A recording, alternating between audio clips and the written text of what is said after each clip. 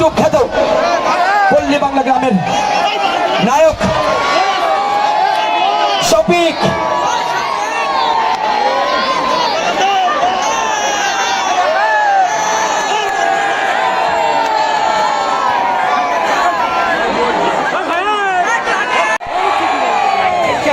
গত বছর এখানে প্রোগ্রাম করতে এসেছিলাম,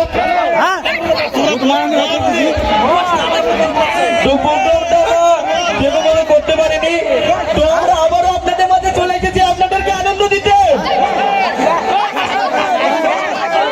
তাই আপনাদেরকে অনুরোধ করে বলছি, আপনারা সবাই সুস্থভাবে বসুন যাতে আমরা প্রোগ্রামটা শুরু করতে পারি। আমরা যে এখানে প্রোগ্রামে এসেছি, আমরাই যে এনজয় করবো সেটা কিন্তু নয়, আমাদের সঙ্গে সঙ্গে আপনাদেরই ডান্স করতে হবে। কি করবে তো? ওকে,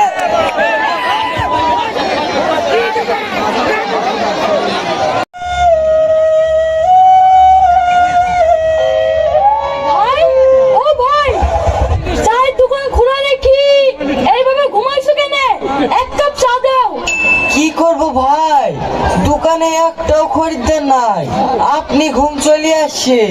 কি চা দেবো? দুধ চা দাও।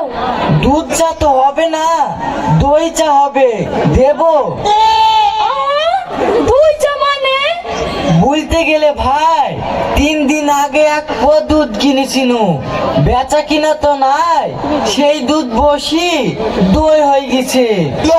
এইভাবে ব্যবসা করলে হবে? ব্যবসা করতে হলে দোকানে টিভি আর বিবি দেখতে হবে, সেই রকম বেচা কিনা হবে। ভাই টিভিটা তো বুঝতে পারনু, বিবিটা কি? বিবি মানে বুঝতে পারছো না? তোমার বউ। ও আবার এখানে এসে কি করবে? মেয়ে ছেলে মানুষ। এই মেয়ে ছেলেতেই দেশ চলেছে ভাই, একবার লেসে দেখো, এমন ভাবে বেচা কিনা হবে পয়সা তুমি নিতে পারবে না। ঠিক আছে ভাই, তাই করব। তাহলে তোমাকে এখন 1 কাপ লাল চা দিই। ঠিক আছে দাও।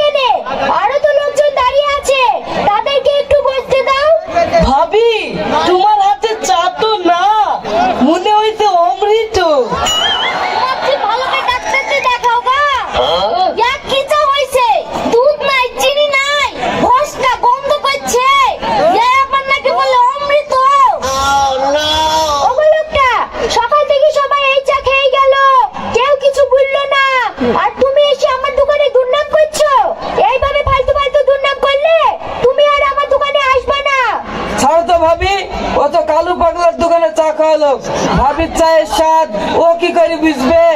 আমাকে 1 কাপ চা দাও। তুমি ঠিকই বলেছো ভাই, দিচ্ছি। ওগো, সত্যি কি চায়ে চিনি কম হয়েছে? উম্মা, কম হবে কেন? সকাল থেকে তো চায়ে চিনি দিইনি।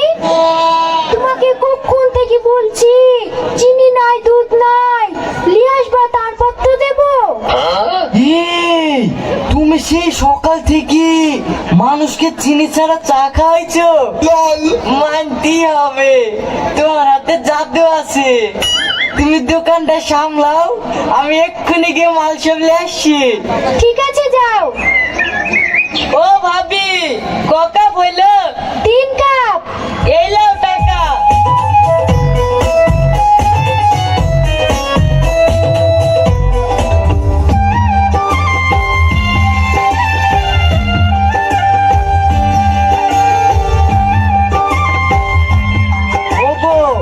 আমাদের তো এখন অনেক অনেক চা লাগছে, ভাবছি লোকাল থেকে আর চা নেবো না, একবারে দার্জিলিং থেকে ভালো চাটা নিয়ে আসবো।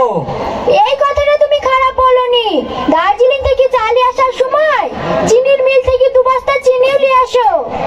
ঠিক আছে, তুমি কি দোকানটা সামলাও, আমি 2 দিনের মধ্যে চলে আসবো। ঠিক আছে।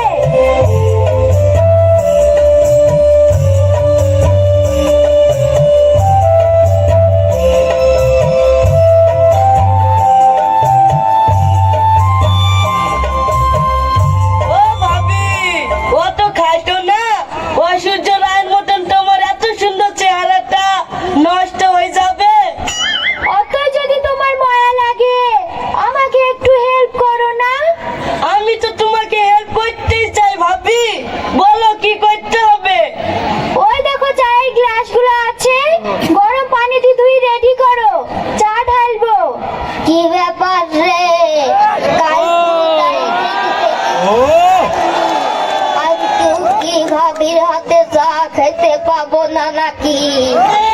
ও চাচা, তুমি ভাবি কাকে বলছো? এইটা তো তোমার বৌমা হয়।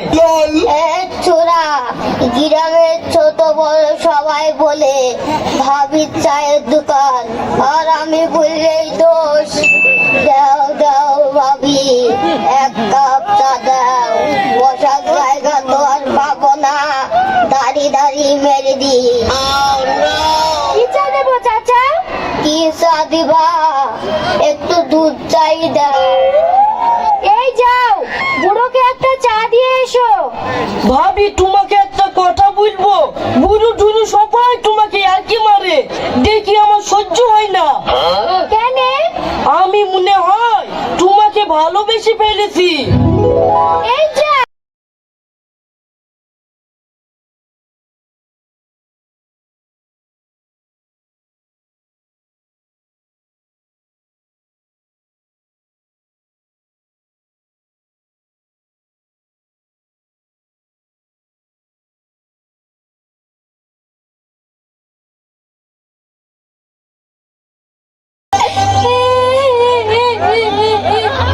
কিরে বুড়ি, তুই কাঁদছি কেন? তোর মা এখনো দোকান থেকে বাড়ি আসেনি?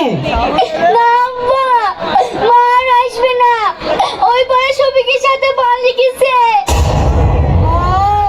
এই বুড়ি, এ তুই কি বলছিলি? আম্মা, মা গত রাতে পালিয়ে গেছে। হায় হায়, আমার লেগে তুমি এত সুন্দর শুনে সঙ্গে রেখেছি, কোথায় চলে গেলি গো?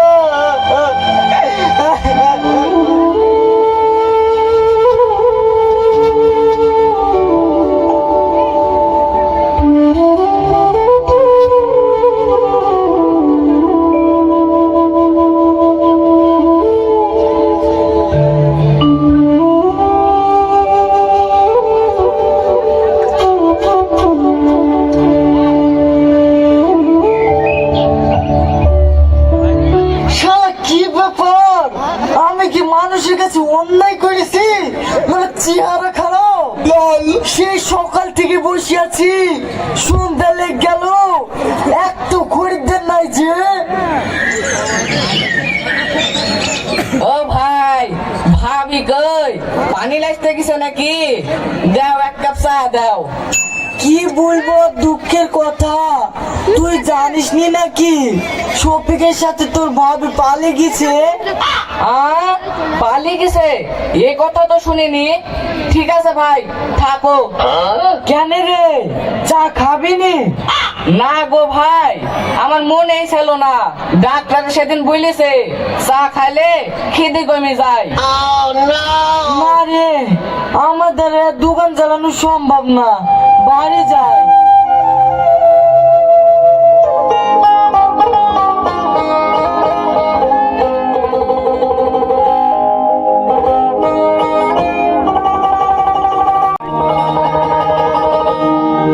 আব্বা, তুমি বাজার করলে শুনি? আমি সেই সকাল থেকে বসে আছি, তুমি চাইলে আসলে আমি ভাত চাপাবো।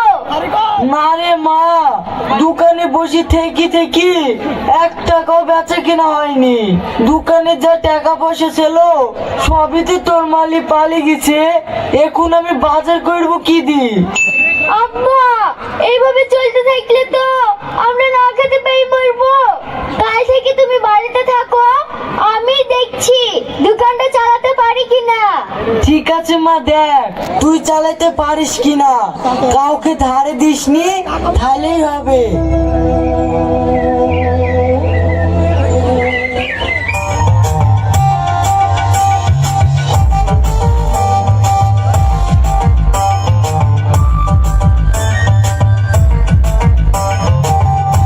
আব্বা, দোকানে বিশাল ভিড় লেগেছে, মাল যা ছিল সব বিক্রি হয়ে গেছে, বাড়িতে যে মাল আছে তাড়াতাড়ি এসো।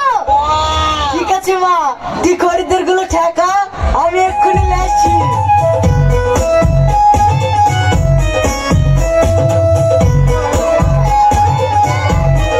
এই, তোমরা কেউ হুটুপাটা করো না, চাচিনি চলে এসছে, সবাই পাবা।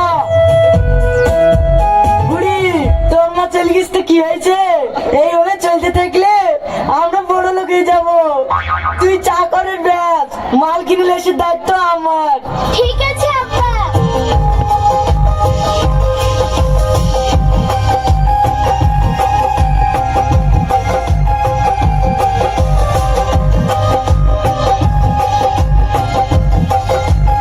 চাচা চাচা, তোমার মেয়ে ড্রাইভারের সাথে পালিয়ে গেল।